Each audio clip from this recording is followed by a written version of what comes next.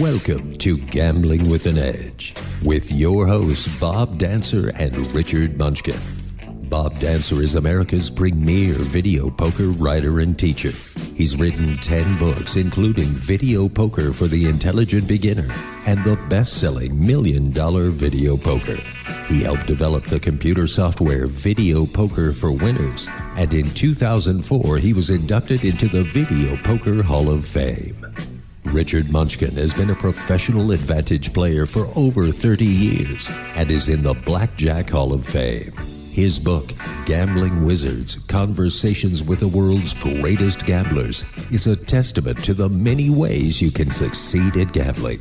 The goal of the show is that you'll be a more knowledgeable gambler tomorrow than you were yesterday. And now, here are Bob and Richard. Good evening. Welcome to Gambling with an Edge. I'm Bob Dancer. And I'm Richard Munchkin. Our guest tonight is Blackjack world traveler Mark Dace. We'll be talking to Mark in a few minutes. Gambling with an Edge has opened up a Facebook page. Munch, what good does this do us, and what good does it do our listeners? Well, it's a place for the listeners to find out who's going to be the guest for the coming week. And also, I find the show is really a lot better when we get questions from the listeners. So like the show we had a couple of weeks ago with Arnold Snyder, we had a lot of questions from listeners. So just people who want to submit questions, send them to gamblingwithanedge@gmail.com. Or you can visit the Facebook page, which is facebook.com/gamblingwithanedge. So, check it out and send us your questions. Good, yeah. And partly, sometimes we don't know who our guest is on the previous week's show. And so, but we will know.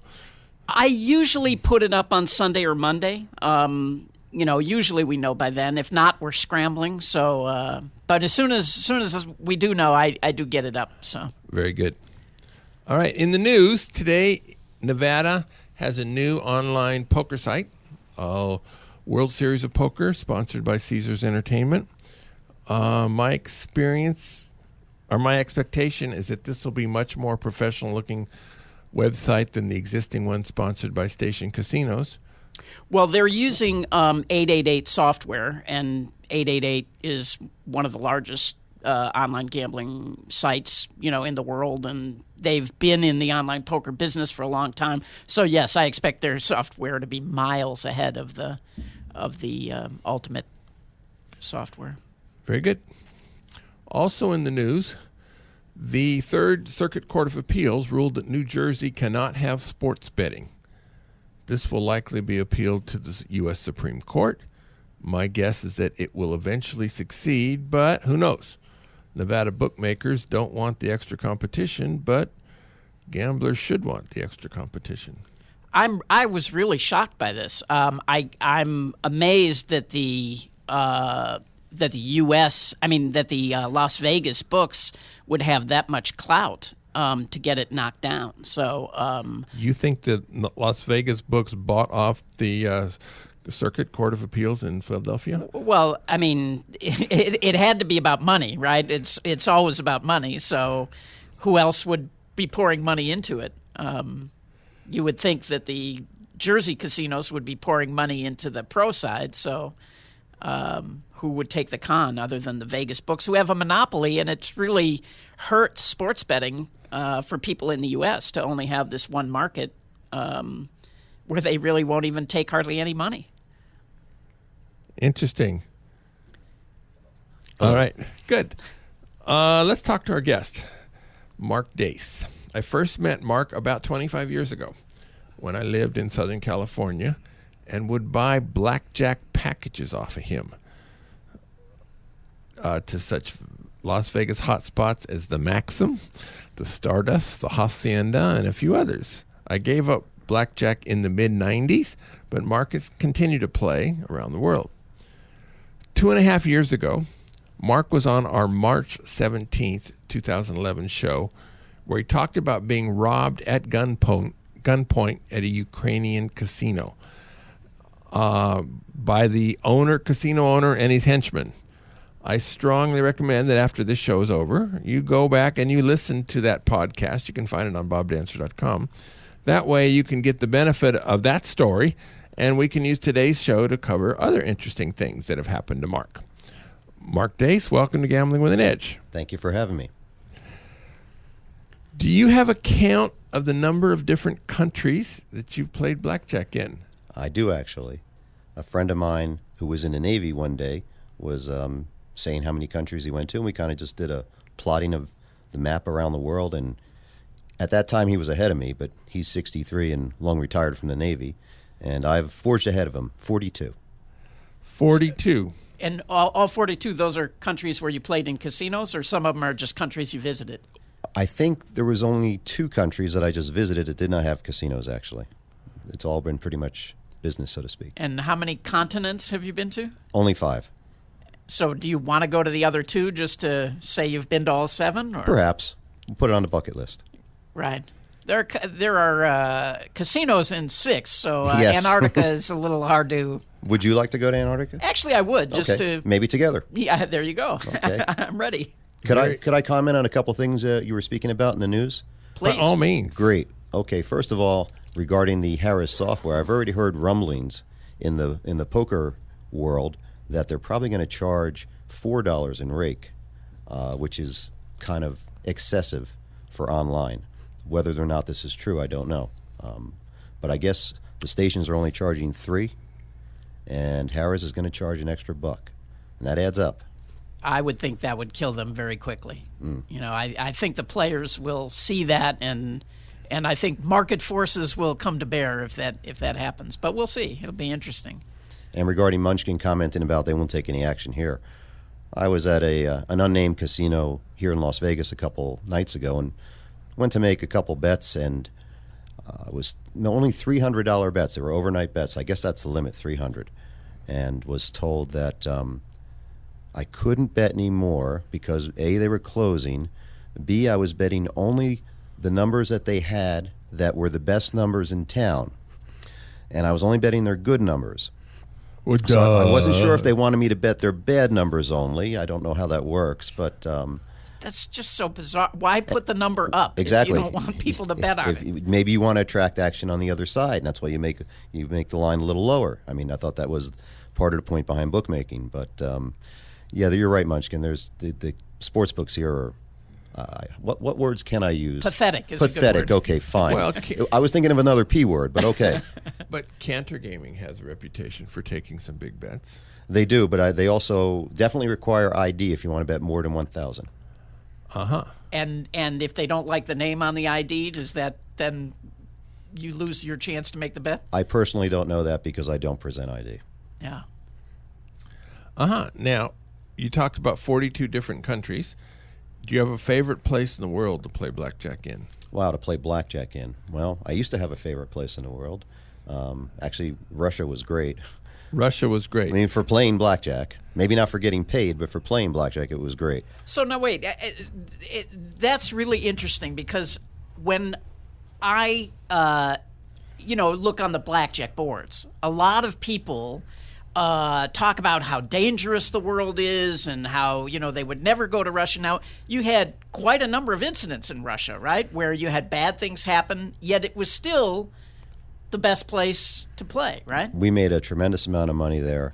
There were several instances where we weren't paid. They didn't cash the chips. They just threw us out. In one instance, they didn't keep the chips. They gave them back to me. So I have 3,000 in chips from a Moscow casino in my safe that I can't do anything with, of course. But they're nice reminders, momentums. So if you look at it, really, it's just sort of like taxes, right? You paid when they stole the money, it was kind of like paying taxes. You still ended up net winning a lot of money. Yeah, it was great over there. I mean, the rules were great. Well, I think you know a little bit about that, don't you, Munchkin? Yeah, I played there, and although this is why I hate counting cards. The first trip I went, I just did nothing but lose for 10 straight days. Yeah, but there was a lot of good trackable shuffles too. Yeah, and a lot of games where there was an advantage off the top. But I will say it is the one place in the world that I've been that I did not feel safe. Oh, certainly you were not safe there. Right. We are not safe there. Yeah. We meaning? We being advantage players. We being the people who are taking their money. We being non-Russians who are taking their money. You know, and I mean, the casinos would offer an armed escort to take you back to your hotel, which I always took them up on. But boy, I still just, as I say, just going from one place to another, I just did not feel safe. It's a very dangerous country. Understood and agreed. One session I won, I want to say 84,000 or 85,000 US, and I was playing in a VIP room, and you get escorted out a side door. You don't go back through the main casino. You come through the main casino to get to the VIP room, but then they escort you out a side door and they give you a ride back. And I thought for sure this time I was going to be robbed, but they just brought me back nice and safe. They were happy to let me take their 85,000. Yeah. Sure, they weren't happy to, but they. Well, I had lost the previous 3 nights. I had lost 75,000 the previous 3 nights. So Well, that was clever to. yeah, I did that. Like Munchkin was saying, counting cards sometimes, man, the variance is something else. And someone asked at a luncheon yesterday why more people don't do this. It was our friend that we talked about before, and unnamed, of course. And the answer is really most people don't want to deal with the variance. You know, it's just there's too much variance for the average person, the normal person, to want to do this on a professional basis. And actually, you also play video poker, right? And I mean, there isn't the variance even worse? Oh, well, talk to the person on your left and ask him. Well, this month I've had sessions, 4 different sessions above 30,000. Some plus, some minus. Yeah. And that's just part of doing business. But I mean, when I first started playing blackjack, I had a streak where I was losing for 160 hours, counting cards. And I mean, in video poker, I mean, I would think you could go longer than that, right? Well, there are people collect stories about, they remember when their last royal was, and they think it's 40,000 hands for a cycle, a royal flush cycle. So they will tell you that they've been 6.5 cycles since their last royal, or 8.5 cycles, or whatever the number is, and they want you to feel sorry for them. But what's the standard deviation on that, though? I mean, what falls within mathematical likelihood? How many cycles can they go? Well, a cycle in almost anything has a similar standard deviation. So I don't have these numbers off the top of my head. I'm sorry, I shouldn't do the interviewing. Yeah, no. That's okay, because it's a discussion. But really, 3 or 4 cycles is fairly common, and especially when you always start counting immediately after you hit one, which is a kind of arbitrary place to start, because if you count one more hand, well, then you've had one more royal there, and that really changes the math a lot. Yeah, it's just in blackjack, when you're counting cards, one of the ways you know that you're competent is that you can chart your win over time, you know, and when you hit a losing streak of 160 hours, you start to go, I think I'm doing something wrong, you know, and many people, I think, quit. They give up. Agreed. You know, we never hear from those people again because they, and actually it happened to me when I first started playing. I lost for 160 hours and I quit. And, you know, fortunately, a mutual friend of ours came. He went on and joined another team, and they started winning, and he came back to me and said, you got to give this another chance. You know, we're making money. We're making a bunch of money. I was like, all right, I'll give it one more try. So that was 30-plus years ago. I'm Good grateful decision. to him. Great decision. Now, one time, I remember you telling me a story. You went to Australia with a bunch of other pros, and on your 3rd or 4th casino, the casino was expecting you and ready for you. Now, how'd this all happen? Well, I went with Arnold Snyder's team, since you mentioned Arnold earlier. I noticed on your show you guys give little plugs every now and then, so I'll just give my plugs. I was on Arnold Snyder's team, although Arnold himself was not there in Australia, but Max Rubin, if I can make another plug, was. Yes. And Al Francesco. And Al Francesco, and probably other people. Tommy Highlands, right? A lot of this is like the Hall of Fame team. It was. Well, actually, you know what happened, getting to the answer to your question, is they thought we were Highlands' team. They thought that we were Highlands' team. We weren't Highlands' team. Maybe we were as good. Maybe we weren't as good. Maybe we were equally competent. I don't know. But there was something that was posted on the internet on another plug, Stanford Wong's site, on his green chip pages, that alerted them that a team was going to be in Australia. And that, I guess it specifically was going to be Highlands' team, or they thought it was going to be Highlands' team. I'm not sure which. And so they made us kind of quickly in the first casino we played in after, I think, 2 or 3 days in Burswood. And we played as one group in the VIP room initially with BPs. The big players, who Al Francesco, who was playing with us and who was one of the BPs, came up with the concept many years ago. So we decided to break up into smaller groups and disperse to different cities.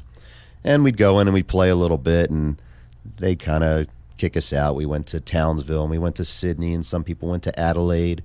Burswood, by the way, is in Perth on the western part of Australia. And then we got to Cairns. And Cairns is a great, beautiful city. You've got the Great Barrier Reef right outside there in the water. And I walked in the first night. I think I was the first one to play of the group that had splintered off and gone to Cairns. I was the first one to play. And I sat down, and within no time, the manager came over, tapped me on the shoulder, called me by name, and had my picture. And he said, "Oh, we've been expecting you." Unfortunately, they didn't bring, cake or candy or food or supplies. But they were polite about the barring. They were polite, with a very polite Australian accent. It's a little less harsh than the American English. Do you find that other than Russia, that barrings in foreign countries are much more polite than the U.S.? Certainly more polite than Russia, like you said. But the U.S., the U.S. can be kind of rude at times. They've been known to be rude. To put it mildly. Well, just talk to another plug, talk to Bob Narcessian, and look at all the lawsuits. Yeah. I the nicest barring I ever had was in Seoul, Korea. They invited me for tea, and we had to sit down and drink tea, and they had little biscuits and all this stuff. And after 5 or 10 minutes of drinking tea, finally they said, "We're very sorry, but you cannot play blackjack anymore." Was that at Walker Hill, I assume? Yeah, it was at Walker Hill. Wow. Yeah. And I said, "But I'm only betting $5." Ah, okay. So they put you together. We're very sorry. Did you have Asian BPs? Yeah, we had Japanese big players. Ah, very nice. And they were actually afraid to bar the big players.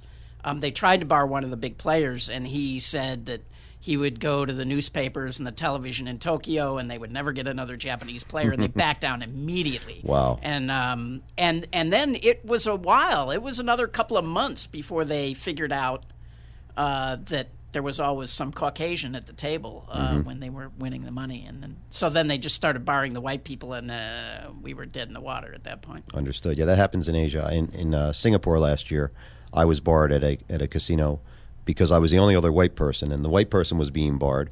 It was a friend of ours. It was Mr. Lucky, or Art, another plug. And I was playing with my Asian teammates from Japan and from Taiwan and from Hong Kong. And just because I was the only other white player playing the Baccarat game, Baccarat gave away a secret. Well, there's nothing but Baccarat over there, basically. I was barred as well at the same time. Wasn't playing with him. Had nothing to do with what he was doing. He was solo, but guilt by association. We have a friend who was playing in Cambodia, and his wife is Cambodian and was at the table with him, and he tried to bet the over-under, and they told him, you're not allowed to bet, you can't make that bet. And the dealer, not realizing that the wife was with him, she said, why can't he bet the over-under? And they said, white people aren't allowed to bet that. They only bet it when they're going to win.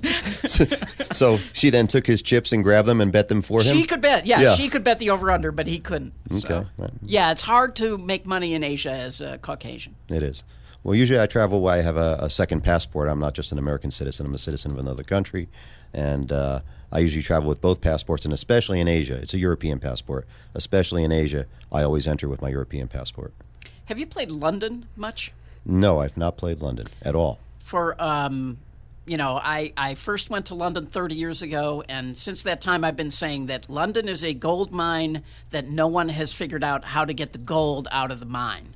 Having a European passport would help tremendously, but as an American, it's really hard to win any money in London. Okay, when are we going?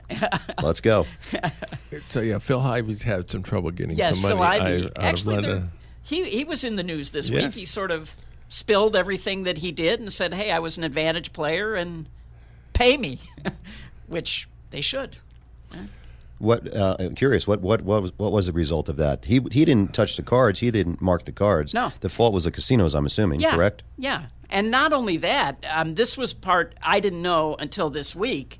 Another part of the story was the first few shoes they didn't like the cards and asked him to change the cards. And the casino kept changing the cards until they found a deck they liked. And then they were like, okay, keep that. And wanted them to keep the deck in the shoe overnight, so that when he came back the next day, they would have those same cards. And Lucky cards. Lucky cards. And for luck, turn this card this way and this card that way. Yeah. Extra luck. Yeah. All right. Now, I've heard Ecuador had some great games several years ago. Did you ever play in Ecuador? I did play in Ecuador. Currently, there are no casinos in Ecuador. I want to say they closed, about 4 years ago, Munchkin?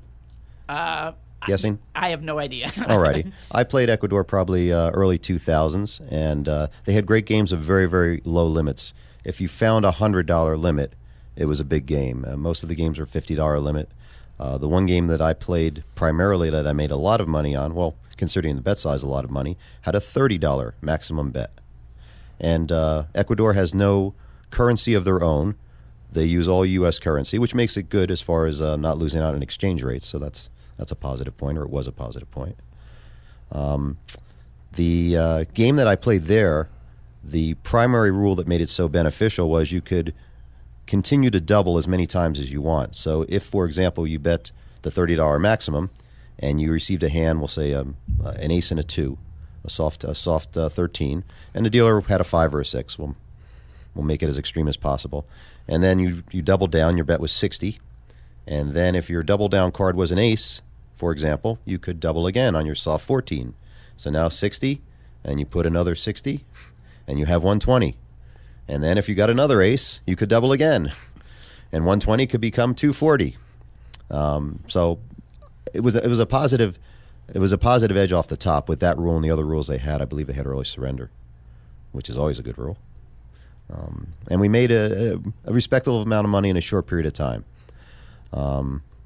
Country's a little dangerous, at least it was back then. Would not be a country I'd want to go back to necessarily, especially now that they don't have casinos. Yeah. Poor countries like that are... Poor countries tend to be that way. Your Colombias and your Ecuadors and maybe your Cambodias. How do you find these games? How do you end up in Ecuador and Cambodia and...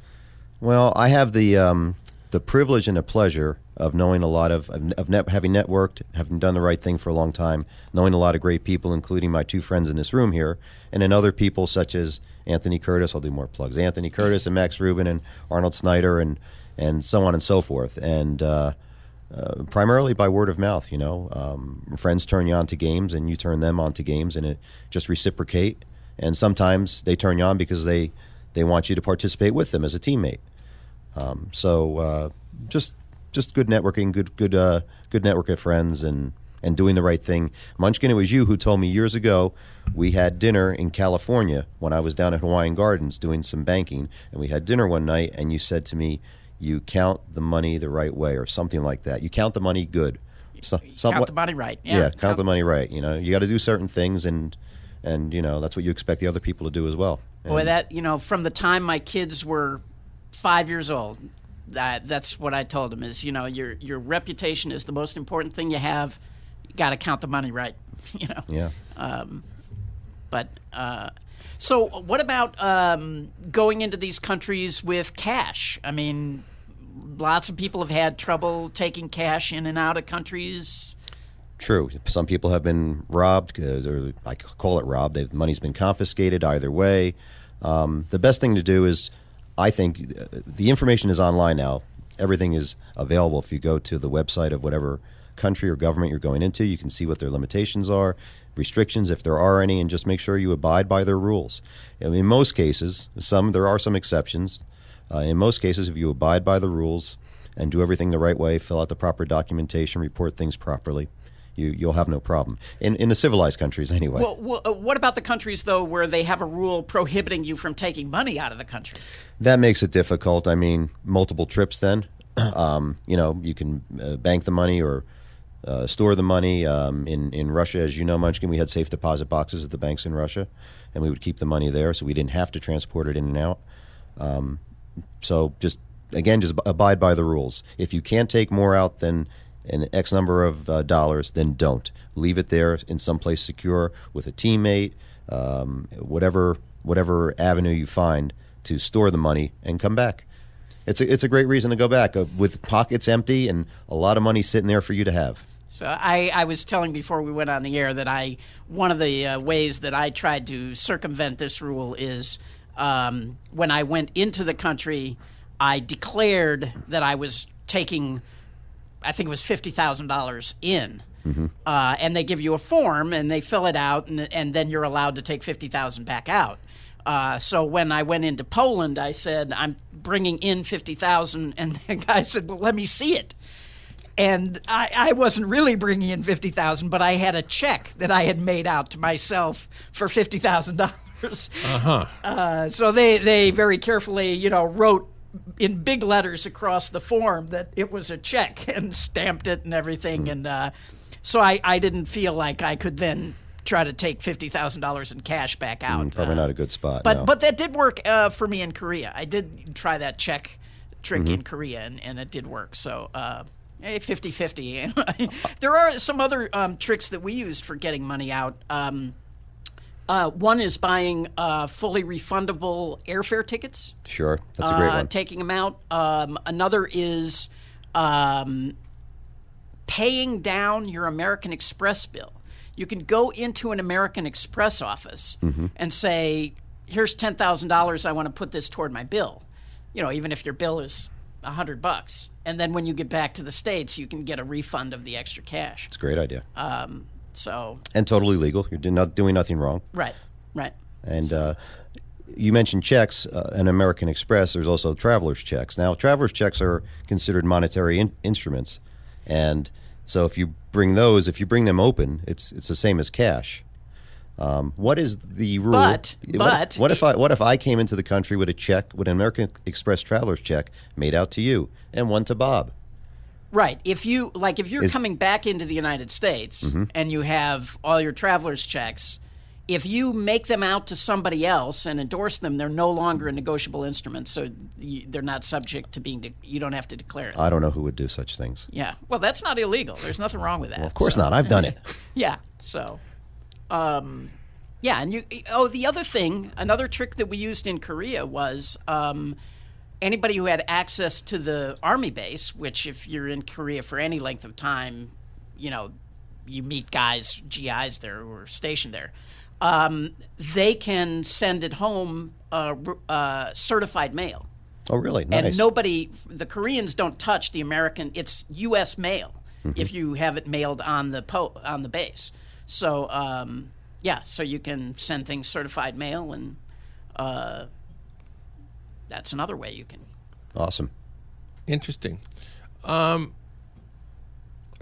Several months ago, after the last blackjack ball, Max Rubin and Arnold Snyder guest, and they were talking about some of their favorite moments from the blackjack ball, and one of them concerned you, Mark.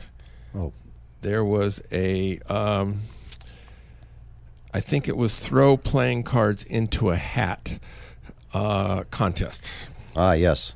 And you actually made it so they had to change the rules before the next year. So what is your version of this story? Well, they didn't have to change the rules. I played within the confines of the rules. The rules were to throw it into a hat, and there were, you had to stand behind a line, and it was, 5-6 feet away, and the card would just kind of flutter through the air if you were to toss it. But I decided if I rolled it up into a ball, the flight pattern would be more direct. So I decided to do that. So now I guess the rules are that You can't alter the card in any way? Is that what the rule change is? I don't know. Maybe one of the rules is Max doesn't have that contest anymore. Ah, yeah. Yeah, they changed the rules on me too, because you were supposed to throw a number of them, and the first year I did it, I just threw the entire deck. Oh, great idea. And he didn't allow that either. He said you have to throw them one at a time. So Max's party is great. I love going to Max's party. Do you have any other interesting stories from the blackjack ball that you can share with us? I have another one that I like that I tell every now and then.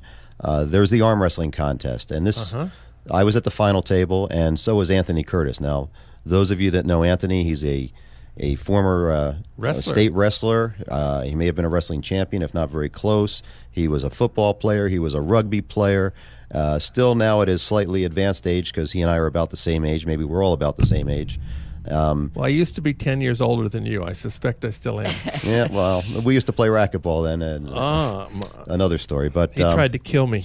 But Anthony has always been an athlete his entire life. Yes. And very competitive. And very competitive. Maybe the most competitive person I know. And again, it's playing within the confines of the rules. Back then, I was a younger, more strapping man. And maybe people could even see that outwardly. And I was definitely the favorite to win the arm wrestling. There was no question. But Anthony surprised me. In no time, he beat me. And I was left scratching my head. I couldn't figure it out. And he's chuckling and laughing and high-fiving and having a great time. And I congratulated him, of course. And then I found out later, can I use Mickey Rose's real name? I don't know. Yeah, sure. Okay, so John Chang, who was also, of course, obviously at the blackjack ball, John Chang happened to be taking photos of this. And in Chang's photo, he sees that Anthony had arm wrestled right-handed. He had used his left hand to grab on underneath the table to gain leverage, which was not illegal. There was nothing that said you could not have done that. I guess I could have done that as well. And not that he couldn't beat me anyway, because he's such a great athlete, but... Well, not anymore. I guess a couple of years ago, he actually dislocated his elbow or something. That's right, 2 years ago. He wouldn't quit against... that's the kind of competitor he is. He's unbelievable. Against Mr. Yuck, was it? Yeah. And if I can say on the radio, congratulations to our friend Munchkin for, I know it's several months past, but for winning his third title. Yeah, you've won it twice. I've won it twice, See? yes. One more, you get barred like me. Great, man. We'll have our own party. You, me, and James. Right. Very good. Let's see, where were we? What country do you want to go back to? Other than Russia, because we started talking about that. You said Russia was interesting, but no more casinos. And Munchkin, and we got off track on that. So there are other casinos, other countries where you just love to go back for the casinos, or the women, for the country itself, or for the women, or for the women, right? Well, we're dancing in areas I shouldn't speak about, but.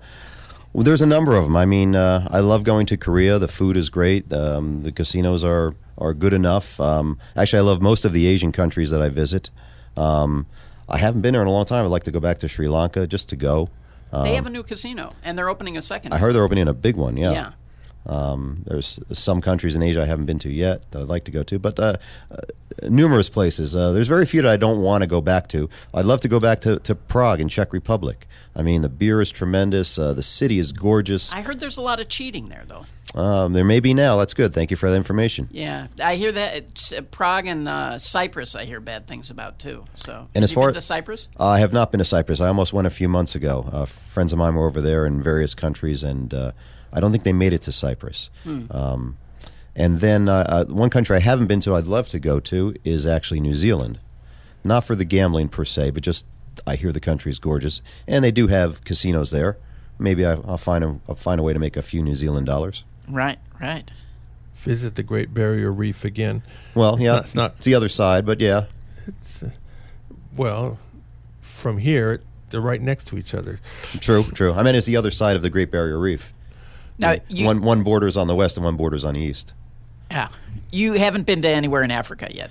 No, I haven't been to Africa yet. I mean, I've just been dying to go to Egypt, and visit the U.S. embassies in Syria. But no, I haven't in the past. And at this point in time, I have no interest in going to northern Africa. Yeah. I might have an interest in going to some of the other countries. But again, I hear people being robbed. I hear some dangerous stories. Various countries in Central and South Africa. And I think one robbing at gunpoint in a casino was enough in my life. Right. Have you been through the rest of South America other than Ecuador? Ecuador, Colombia, Chile. Colombia was another very dangerous country. I didn't feel in danger or in great danger there, although I've heard stories of other people being robbed in Colombia, both at customs and even in a taxi on the way to the airport. But I personally didn't feel uncomfortable there. Their security system at the airport at the time was great. I mean, you went through screenings a couple times. Your bag was checked before you got on the plane. Your body was patted down. I assume this is for drugs. Yeah. But I didn't feel unsafe there. I did encounter cheating in one of the casinos there. Like what kind of cheating? They were using a prism. They would have a dealer, and then they would have another person. So the dealer stands at the blackjack table. The shoe is to their left. And then they'd have another person standing kind of behind the back of the shoe. And there must have been some kind of prism, because we were losing. Talk about Munchkin with the 160 hours before. We were losing, and it was a good game. It was positive off the top, and of course, yes, card counting. There was a lot of variance, but then I happened to notice on more than one occasion the dealer would take the card that was next to be dealt and push it up with his finger, and sometimes deal the second one. Oh. So I think there was some kind of prism or something going on. If the person is standing back there, you can see the card just by looking in the back of the shoe. I should have had my friend stand back there as well, stand right next to him. So what did you do when that happened? Did you just quietly leave? No, I brought it up. I pointed out that he was dealing the second card, and of course they denied it, and then I just cashed out and left. What can you do? I wasn't familiar with the Colombian Casino Control Commission. The craziest cheating story, a friend of mine in a small casino in Korea, they had these small illegal casinos underground in Korea, and he went in and it was a short shoe, 4 decks and the count goes to plus 20, and the very simple shuffle, he cuts the high cards to the front, count goes up to plus 20 again, and he stood up, and he was a big 6'2", 6'3", guy from New Zealand, looked very much like Colonel Winchester from MASH, and he started screaming and yelling, all the cards aren't in the shoe, you're cheating, you rotten rat, blah, blah, blah, and the guy, the owner of the casino, kind of freaked out, and, he said, the cards are missing from that shoe, and the guy was like, new cards, we'll bring new cards, right? And he's like, I want my money back. And the guy said, okay. Oh, wow. And gave him, he had lost like $4,000. He gave him his $4,000 back, brought 4 new decks, spread them so he could see him, and he sat back down and started playing again and ended up winning, I don't know, $5,000 or $10,000 in that surprised. casino. Everybody else on the team was just flabbergasted that the guy paid him the money he had already lost and let him keep playing. That's a great teammate, though. Yeah, but so we were all ready for it when we went in. Sure. When I went into the casino, the shoe started out fine, and I started winning, and they came and changed the cards, right?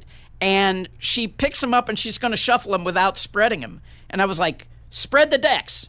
And she turns them over, and she starts to spread it, and it's like ace 2 3 4 4 4 5 5 5, and the manager was right there, and he was like, "Oh, mistake! Those are the wrong cards." Yeah, big mistake. I was like, no, it was really the right cards. Yeah.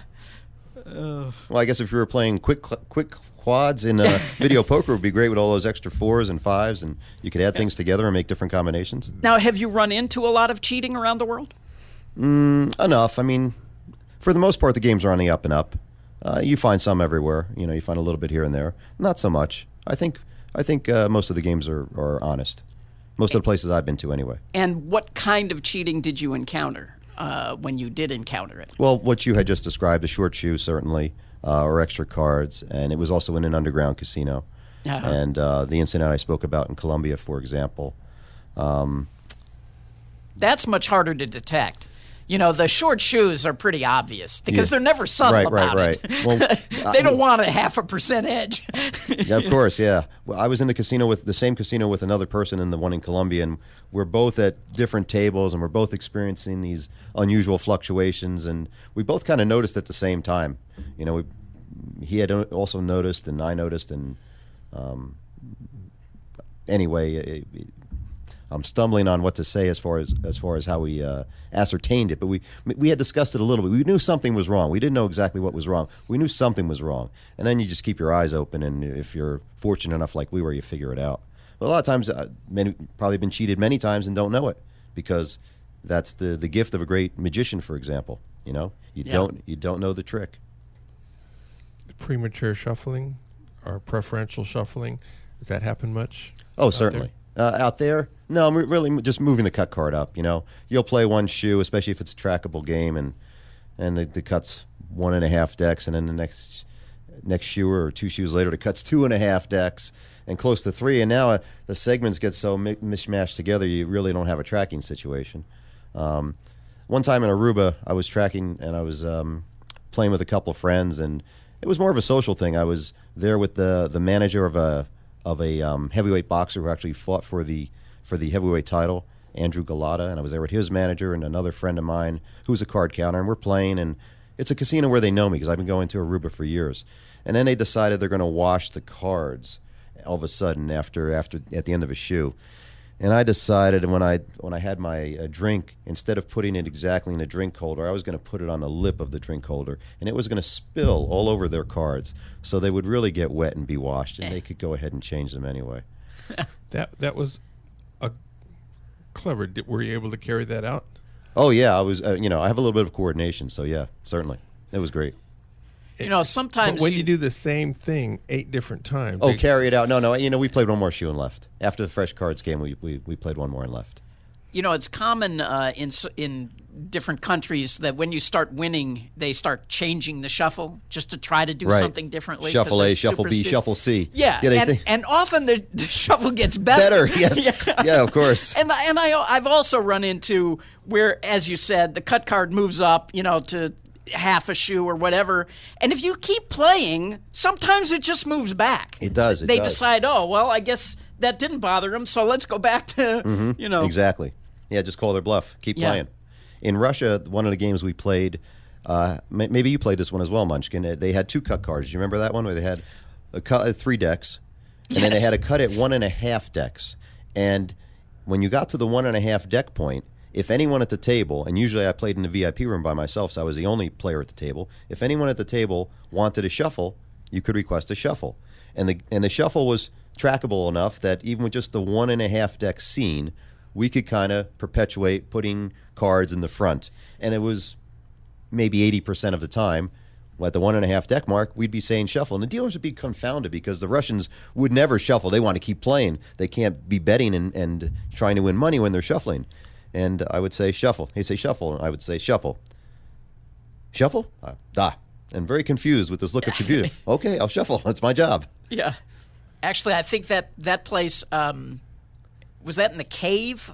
I think it was called. There was this that place. Was the Golden Palace. Okay, because there was another place where they had that, and they had happy hour, and I think it was 3-1 on blackjack for 2 hours every night. That's a very happy hour. Yeah, it was a happy hour. It's like you didn't want to shuffle because you were giving away too much. That's the exact opposite. Sure. This has been interesting. A trip down memory lane. It's good to see you again, Mark. Hope you come back and so get arrested somewhere so you have a really interesting I'm sorry my stories are so boring, but right. We didn't even get to any of the orgy stories. So. I'll do my we did not. I'll do my best to accommodate. Very good. It's a pleasure to see you. Always a pleasure to see you too. The South Point has more than 10,000 games, returning more than 99%. That's more than anybody else. In September, there's swipe and win events Monday, Tuesday, and Wednesday. Play 200 points, $1 a point, and swipe and earn prizes ranging from 2,500 points, $7.50, up to $50 in free play. Generally speaking, if you get big mailers, you tend to earn the bigger prizes in these swipes. Although this year, a lot of people are getting double points, which to some people that's a worthless gift because they don't really want to play that much. To me, that's the prize that I hope to get. So when you get the double points, it expires at midnight. So if you're going to go for this, then you go early in the morning because getting a swiping at 11:30 at night and getting double points, you don't have time to take advantage of it. On Sundays, they have hot seat drawings from noon to 9 p.m. $500 is awarded every 15 minutes. The free video poker classes will continue this Tuesday at noon in the showroom. This week is bonus poker quick quads. Quick quads is a game where if you have a 3 of a kind and the ranks of the other 2 cards add up to the rank of the 3 of a kind, you get paid for 4 of a kind, such as 444 3 ace or 999 5-4. So since you get a lot of extra 4 of a kinds, you pay 6 coins per line instead of 5 coins per line. So it adds up. Now, bonus poker quick quads is not their top paying game there, and the quick quads. The top paying one is double bonus quick quads. However, bonus poker quick quads has a much lower variance. The variance of quick quads is pretty much the same as the variance of the base games. It also generates a lot fewer W2Gs, and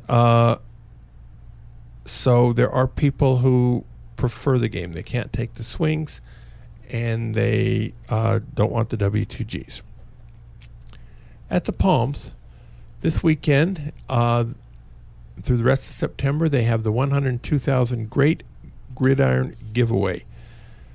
Top prizes Friday and Saturday evening at 8 p.m. will be $8,000, although you got to earn it.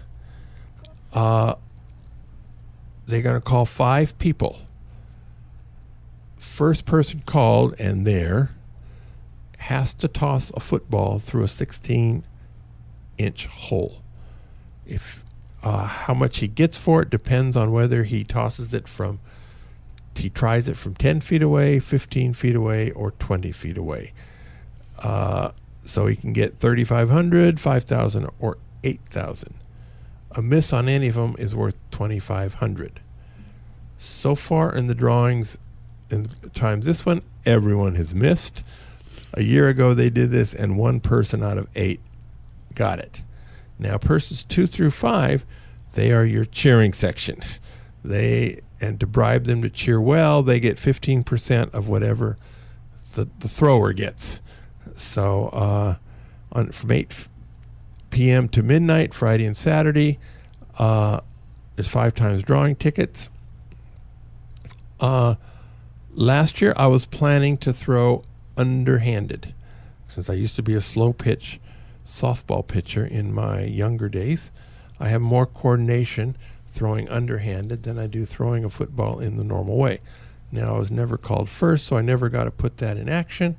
I did write about it, and several people thought I was crazy throwing a football underhanded. It was against one of God's rules or something like that.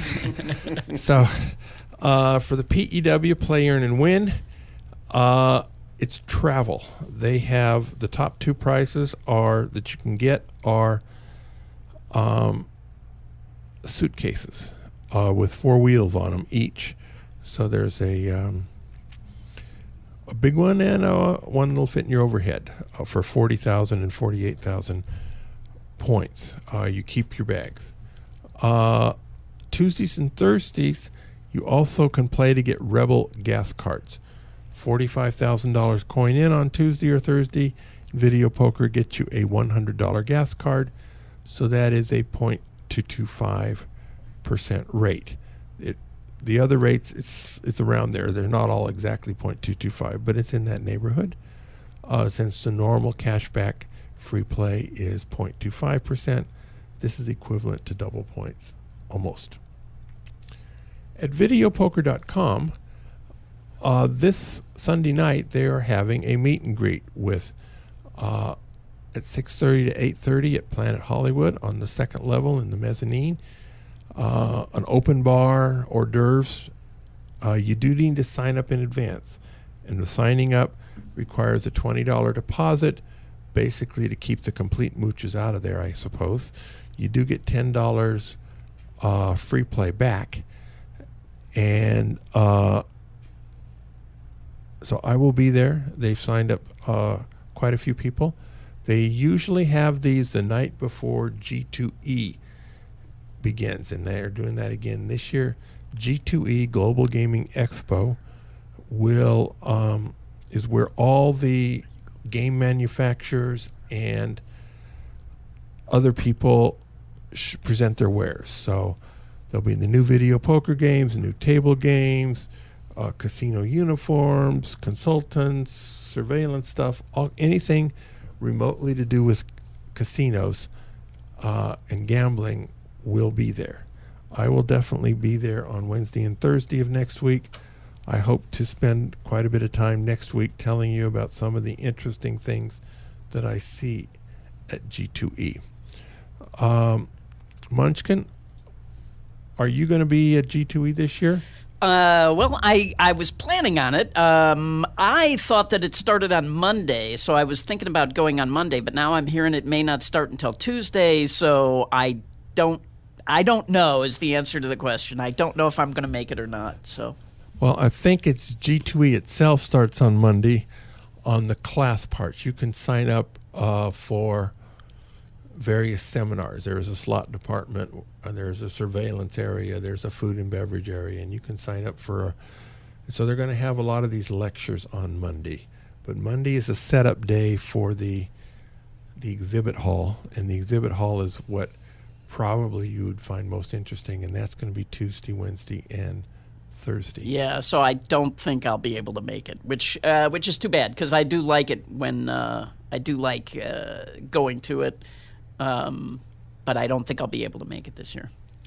Yeah, I was hoping to get your take on some of the interesting table games coming down. I'm spending my time looking at Well, that's usually machines. why I go, is to go check out the table games and be on the lookout for for games that may end up in the casino. Although some of them you probably wouldn't want to talk about until after you...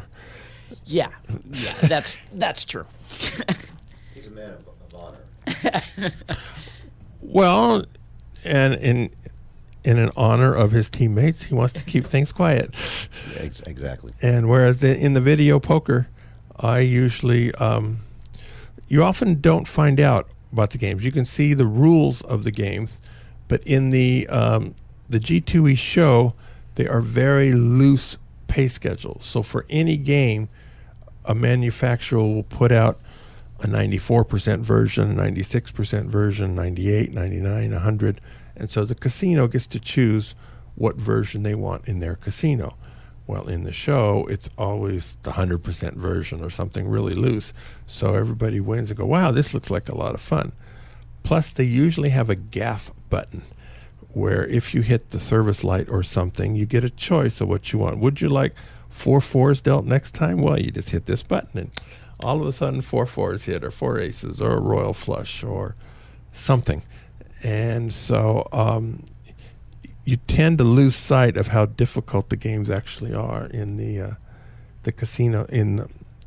But what I see, I will talk about.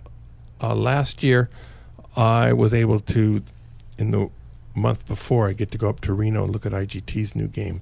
So I would have more ability to write about them in advance once the G2E happened. But this year it did not work schedule-wise, so couldn't do that. All right, Mark Dace, thank you very much for showing up tonight. We're going to do this again. Thank you both for Munchkin, thank you. Everybody, go out and hit lots of royal flushes. Good night. Good night, everybody. Ciao. You've been listening to Gambling with an Edge with your hosts Bob Dancer and Richard Munchkin. Subscribe to the show in iTunes, and episodes will be delivered to you automatically every week. Archived versions of past shows may be found at bobdancer.com and richardmunchkin.com. We welcome emails at gamblingwithanedge@gmail.com. Bob Dancer and Richard Munchkin are both available on Facebook and welcome your questions. The sponsors for the show are the South Point Hotel, Casino and Spa, the M Resort, the Palms Casino Resort, and the website videopoker.com. Join us again next week for another Gambling with an Edge.